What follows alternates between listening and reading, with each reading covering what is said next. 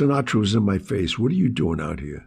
Taking the car into town to get it washed. Why? What's going on? Sinatra was jumpy. I knew he wasn't about to tell me anything. A little argument. He looked in the back seat of the car, and Marilyn already jumped in. I played a dumb gopher. What do you want me to do?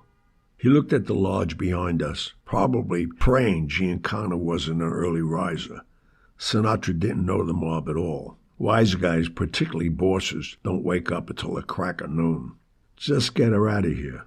He had pissed off Marilyn, and that wasn't good. I pulled away slowly, fighting the urge to leave a streak of rubber.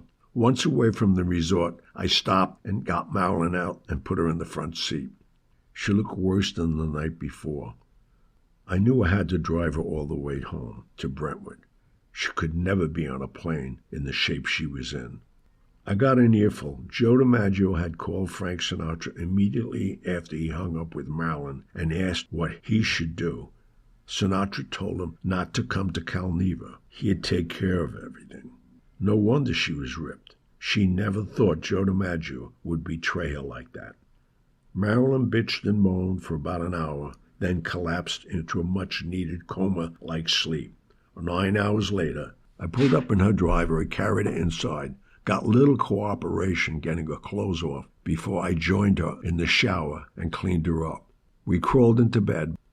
The fact that Marilyn shot off her mouth about going to the press, whether she meant it or would cool down tomorrow, was no consequence to a guy like Giancana. Surely, by this time, Sinatra had spilled his guts. 3 days later, she was found dead in her bed. The official death was drug overdose. Whether accidental or suicide, it was a debate. I heard she was given a hot enema with enough barbiturates to kill a rhinoceros. When I think about her, which is often, my thoughts go to the weasel Joe DiMaggio.